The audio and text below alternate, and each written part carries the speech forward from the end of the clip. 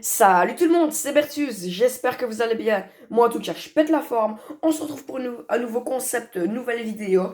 Je vous montre tous mes albums, que ce soit l'Euro, la Coupe du Monde, le championnat belge, le championnat italien, bref, j'en passe. J'espère que ce concept va vous plaire. Donc mon papa et moi, on est des grands collectionneurs. On a depuis 1974 à Munich. Sauf, on n'a pas le 76 de 80 à 86 et le 2000. Tout le reste sont en parfait état, le top classe, nickel. Et je vais vous les présenter. N'hésitez pas à commenter, partager et liker.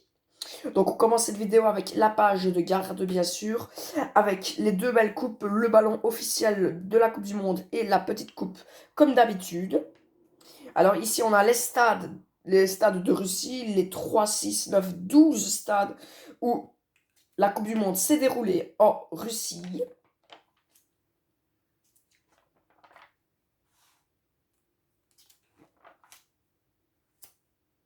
Alors, on commence bien sûr avec l'équipe qui organise ce tournoi, les Russes. Les Russes, tout est complet. Je dis que tous les albums sont complets. Les Russes commencent, on fait 2 victoires et une défaite. Dans les matchs de poule, on a quand même un certain Smolov qui joue pour le moment à Krasnodar. On a aussi un Kokorin, excusez-moi, qui a signé à la Fiorentina. On a Golovin aussi. On a aussi l'expérience avec Akiev. Igor Akinfeev, excusez-moi pour la prononciation si je rate un peu de prononciation. Ensuite, on a l'Arabie Saoudite. Je ne connais pas beaucoup de joueurs, mais je peux vous dire que ces 3 joueurs-là jouent en Espagne, sinon ils jouent tous en Arabie Saoudite.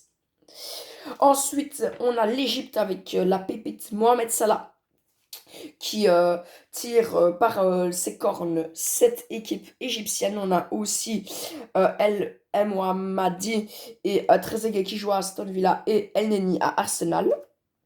Ensuite, la dernière équipe du groupe A, c'est l'Uruguay avec le duo Cavani-Suarez, très bon joueur.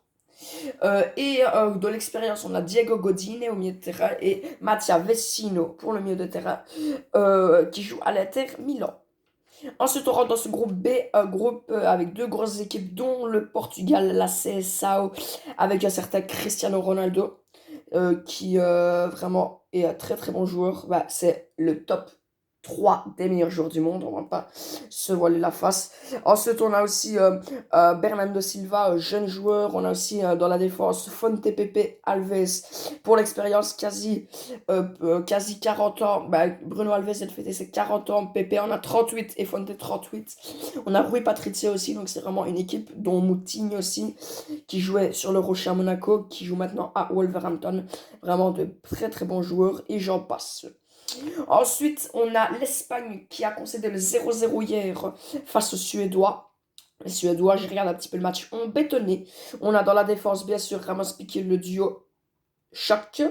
Ensuite, on a aussi Busquets, Thiago Iniesta qui a fait sa dernière Coupe du Monde. Et j'en passe. Je rappelle que l'Espagne a été touchée par le coronavirus, donc a dû remplacer des joueurs quelques jours avant son premier match d'ouverture. Donc, c'est pas facile pour eux. Et un peu de respect pour les joueurs espagnols. Ensuite, on a les Marocains avec un certain Mehdi, excusez-moi, Benassia qui a joué au Bayern, à la Juventus aussi, j'en passe. On a aussi Achraf Hakimi qui joue à l'Inter Milan et on a aussi Hakim Ziyech qui joue à Chelsea. Donc c'est quand même quelques bons joueurs, un joueur par ligne. On a l'Iran, il y a quelques joueurs qui jouent en Belgique. Nous avons Benraved qui joue à Antwerp. Il y a Milad Mohammadi qui joue à Lagantoise pour Aliganji, qui joue à la S Eupen. On a Rezayan, excusez-moi si je me trompe sur la prononciation, qui joue au KVO Store, qui jouait. On a Ezatolahi et Ebrahimi qui jouaient aussi à la S Eupen. Et puis ici, on a aussi Taremi qui joue maintenant à Porto. Et Azum qui joue au Zenit Saint-Pétersbourg. Ensuite, on rentre. Voici la page des champions du monde, les Français dans le groupe C avec. Ils avaient le Pérou, le Danemark et l'Australie. On a cette carte-là, Kylian Mbappé. Très très belle carte. Si vous avez Kylian Mbappé en double, gardez-la parce qu'elle vaut très très très cher. Elle est cotée fort cette carte-là. Sinon, bien sûr, on va pas tous les citer, mais N'Golo Kanté, très fort, Griezmann, Kylian Mbappé. Et je vais en passer parce que toute l'équipe des Français est vraiment une très très bonne équipe.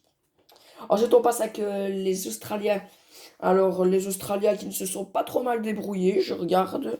Bah, qu'ils prennent un poids, donc un peu faible. Mais sinon, dans cette équipe-là, il n'y a pas vraiment de leader, je pense. Non, à part peut-être Aaron Moy. Et encore.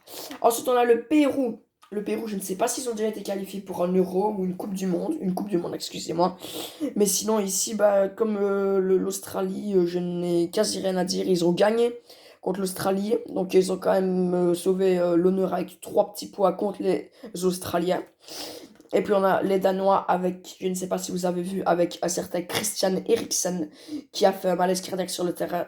Donc pour ça, j'espère que ça va aller beaucoup mieux pour lui. Il a posté des photos sur son tweet et sur son Instagram.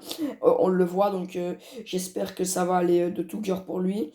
Donc j'envoie toutes mes pensées à sa famille et à ses parents. Donc j'espère que de tout cœur qu'il pourra reprendre le foot et qu'il restera en vie.